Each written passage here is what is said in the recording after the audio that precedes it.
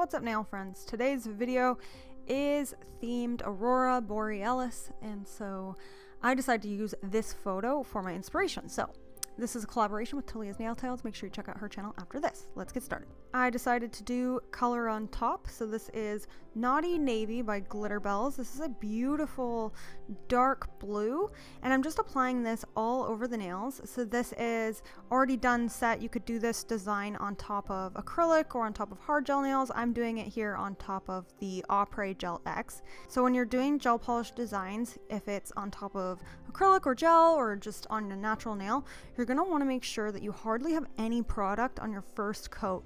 That way you won't bulk up the nail at all. You want this to be super thin. You want hardly any product going down. This is just your first coat. It might appear streaky or like you don't have much product down, but that's totally okay. This is just to avoid bulky sides. When you apply your second coat, you're going to get that full coverage you want anyway. So a lot of times I'll see nail techs complaining that after they apply gel on their nails that they have bulked the nail up and it never looks as good as acrylic designs, and that's probably because you're applying it way too thick. And it can also wrinkle if you apply it too thick. So as you see here, I'm hardly adding any product. This is literally just like my base coat, super thin. I don't want a lot of product down, and when I add my second coat, you'll see all that color and full coverage with the second coat. So that's what I'm doing here. I'm just dipping into my product, wiping a lot of the product off my brush, and then pushing close to the cuticle area, and then I'm wiping off my brush even more to make sure that there's not a lot of product on it. And then I'm going to cure this thin coat, and then we can go ahead and build the color up with our second coat. Okay, so working on our second coat, you can just do another thin coat and you'll get full coverage of the product. So that's what I'm doing here. I'm just building this color up. You only need 2 coats with Glitter Bells colors, and that's it. So I'm just going to apply this on all these nails and clean up my messes and give it a full cure.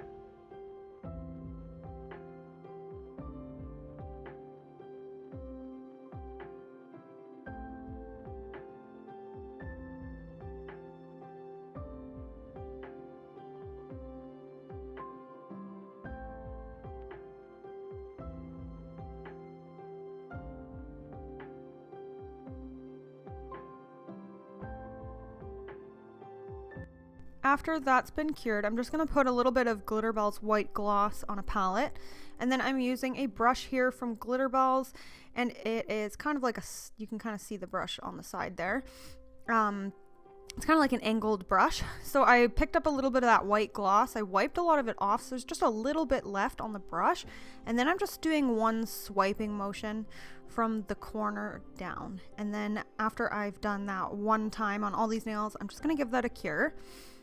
I'm going to do that again on the nails, and I'm just overlapping this. This is super thin, so it's not going to bulk up the nail, and I'm using my photo for reference, for inspiration on how I want the white to look, because I'm going to be covering this white up with art inks. I just wanted something down that's white that's going to kind of brighten up the art inks, because if you tried to apply the art inks over this dark blue color, they wouldn't really show up very well. So I need something down, and I thought that this would look really good. At first I thought about doing a white art ink, but I feel like doing the white gel was a better call. So now I'm just adding more. I gave that next little bit a cure, and I'm just continuously doing this until I'm happy with the amount of white that I have on the nail, and then we will move on to the art inks.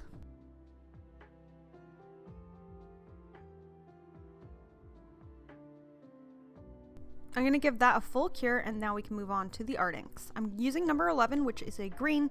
I'm using number 10, which is kind of like a turquoise blue. Number 5, which is a neon pink. Number 6, which is purple. And number 12, which is yellow. I'm just going over the nail with the yellow first, and then I'm using the Opera blending fluid to remove some of that product. Then I'm going to go in with the green, and I'm just kind of overlapping them as well as adding it on the white. And again, I'm using my photo as reference. So now I'm adding that turquoise blue as well. And you can see it a lot better on top of the white gel that I have there. You can't really see it at all when I cover up the dark blue. This pink is super pigmented, so you really don't need a lot of it. So I applied it down, and then I'm just removing some of it with the blending fluid and a brush. And you can just overlap these and remove product and remove color and apply more until you're happy with the way it looks. Now I'm going in with the purple. This is supposed to be kind of messy and fun. In the end, this actually turns out really, really cool. So I'm really happy with the way that these end up turning out, but it's kind of a little process before you get there. It's kind of a fun, messy process. You can see me going in with the turquoise again.